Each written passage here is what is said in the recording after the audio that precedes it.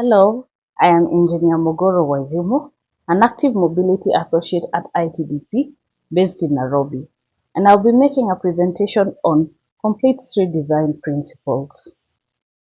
So, when we think about complete street design principles, then one conversation becomes very clear: the highways versus streets conversation.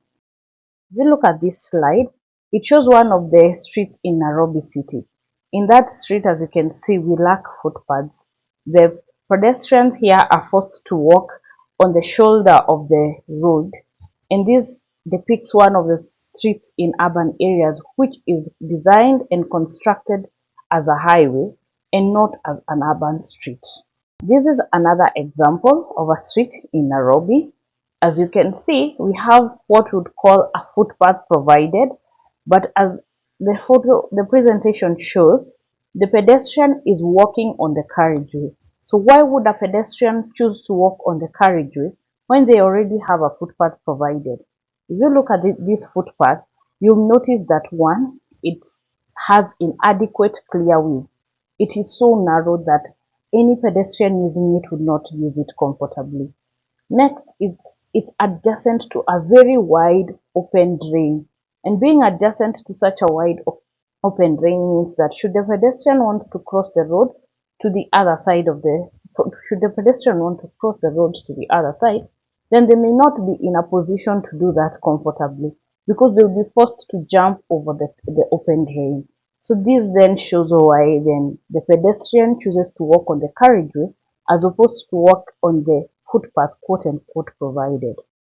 Another issue we have with our urban streets is the lack of continuous footpaths. In as much as in some areas footpaths are provided, if you look at the situation on the screen, you'll notice that the footpath, just as shown in the previous slide, is separated by an open drain. So a makeshift access has been provided as shown below, which shows that most of these footpaths are not continuous. When they get to junctions, they are discontinuous, and now it makes the walking experience of pedestrians very difficult, as shown. So how do we plan our streets? This is how usually we plan. The top shows how we plan our streets with very little space provided to pedestrians. Very little space or none is provided to those who are supposed to cyclists, and very little space is provided to public transport.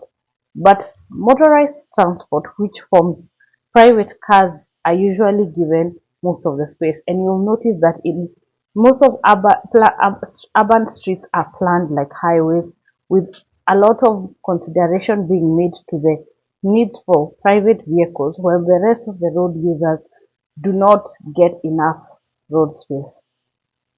And this is a more equitable approach of planning streets, where you see adequate space has been provided for pedestrians, adequate space has been provided for cyclists, we have space for transit, public transport that is, and we have space provided for private vehicles, but it is not the dominant consideration. So when we think about complete street design principles, we need to come from our current practice where we design urban streets as highways as shown in the photo below, with lots of the space being allocated to motor vehicles, with footbridges being provided. And one reason why we grade separate uh, crossings is to ensure that motorized traffic is not interrupted by crossings. So that means that the major consideration there is speed. How do we move vehicles from from one place to another? And that we provide footbridges so that then the pedestrians and cyclists who are crossing the roads will not interfere with their movements. This is how we are supposed to now design complete streets, by providing for adequate public transport, by providing for adequate space for cycling and for pedestrians to walk, and by providing safe level crossings, where then we have the pedestrians and cyclists not struggling to move from one side of the road to another because we have safe, universally accessible crossings. Safe streets contribute a lot to public health. And what is shown here is streets which are where the major consideration is private cars. And as you can see then that it shows that most pedestrians live a docile life where they don't move around a lot other than using vehicles. And also when they want to cross the road, when pedestrians need to cross the road, they are not very safe, and as shown, we have accidents and we have fatalities. This now shows a safe street, and in a safe street, you've seen the first thing that has reduced is the number of vehicles that have reduced. That also reduces the emissions. We have the provision of a safe crossing, and as you can see, we have a pedestrian there crossing the road. And this, so what we're trying to show is that when you design for safe streets, you promote public health. So this is a good example of fatalities from road crashes, which is data gotten from NTSA in Kenya. We have the comparison between 2020 and 2021. In 2020, as shown, we had less movement, and also that means we had less fatalities from road crashes. But as you can see, despite the fact that we had less movement in 2020 due to COVID-19, of the fatalities that were recorded between January and September, we had majority of them being pedestrians. So out of the total fatalities recorded from road crashes, pedestrians formed the majority. And when now we moved to 2021, where movement started getting back to what normalcy is, we had 25% increase, and still out when there were in 2021, you'll still notice that pedestrians still formed the majority of the fatalities recorded from road crashes then. So when we talk about complete street design principles, one important aspect is designing for safety.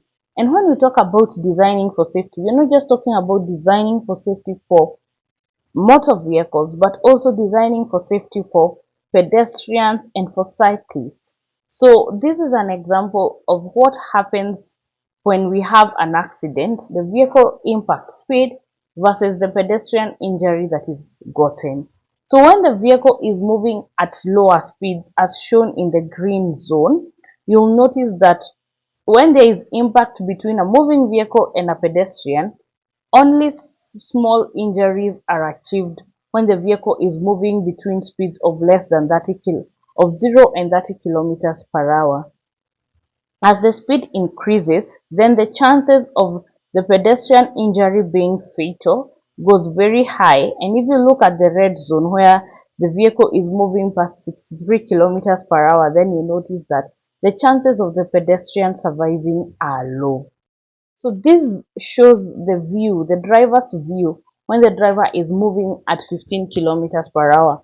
As you can see then, when the driver moves at 15 kilometers per hour, they are able to have a wider view. They are able to notice so many things happening in the streets. So should there be an issue, should there be the chances that a collision will happen, they can easily avoid it because they are able to see when the situation is getting bad, and to break or to make decisions that will help them avert the accident.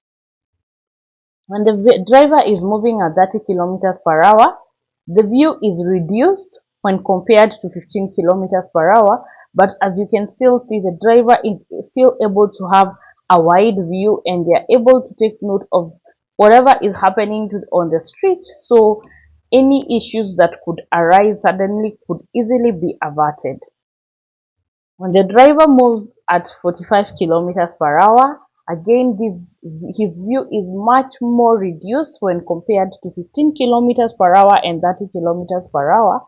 And now much of his focus now is on the carriageway and not on what is happening on the footpath or on the edges of the road. So at this point, if anything should happen, when compared to when they are moving at 30 kilometers or 15 kilometers per hour, there is a chance that they may not be in a position to avert an accident as fast as they could when they were moving at a lower speed. This is the view that the driver has when they are moving at 60 kilometers per hour. And that's why we say that when we are designing for streets, due to the aspect where we have urban areas have a lot of multimodal interaction, we have a lot of things happening on the streets, not just mobility, then drivers need to move at lower speeds, because when they're moving at 60 kilometers per hour, their only focus is on the carriageway. So should anything happen on that road, the driver may not be in a position to avert that accident as fast as they could when they were moving slower. Yet, as we saw from the previous slide, the faster the driver moves, then the higher the chances of the pedestrian's injury should there be any accident impact with the vehicle being fatal. So speed management. How are drivers supposed to move in urban areas? When we have a shared street as shown on the first figure in this slide, you notice that in a shared street, then we are expecting that we have motorized traffic, we have cyclists, we have pedestrians, we have street vending, all happening in a shared space. The driver is expected to move at that 15 kilometers per hour, and that should be the operating speed of that road. That way, then, should there be any issue that happens, and because of the aspects of a shared street, then that means that there are higher chances of collision. So at 15 kilometers per hour, it gives the driver then is able to react very easily should there be an issue.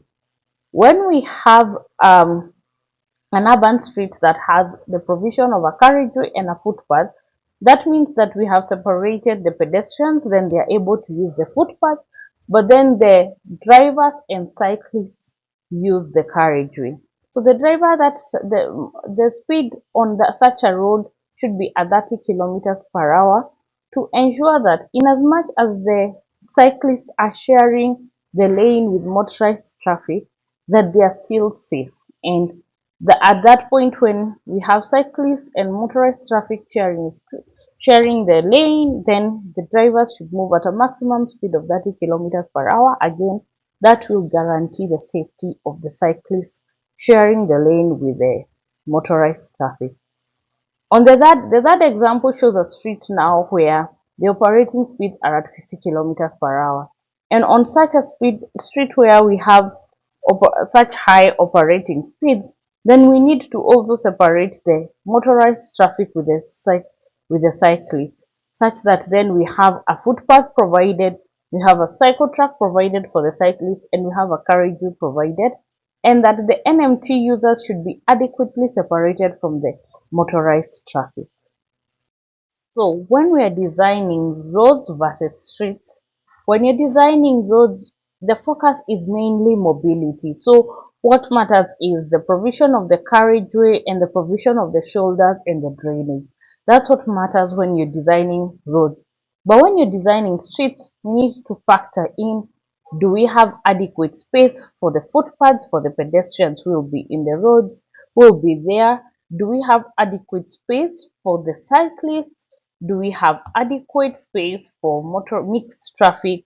Do we have space for public transport? So when you're thinking in terms of streets, then the provisions that are to be made are more than when you're thinking in terms of a highway.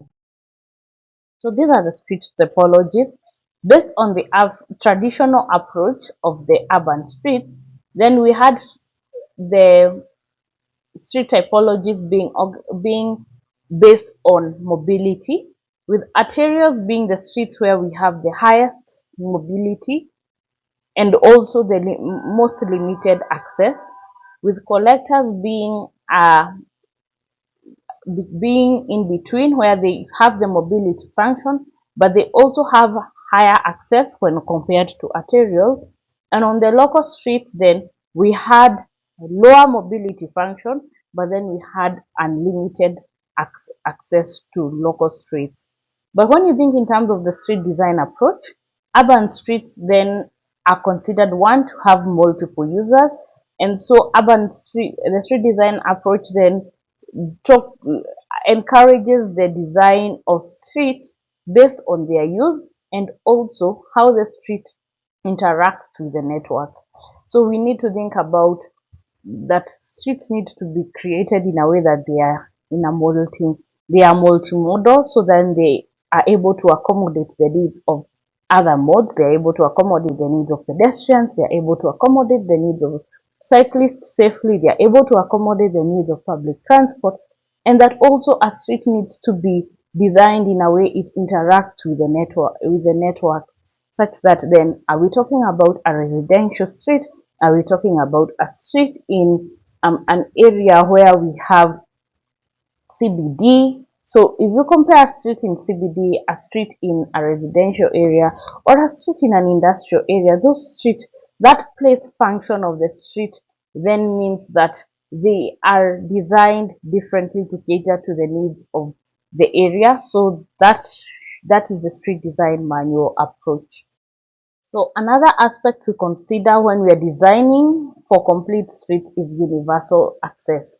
Streets need to be designed and constructed in a way that they accommodate for the needs of people living with disability, and that they are universally accessible to people living with disability, and also to people whose mobility is more limited, like for the people who are elderly and for the children.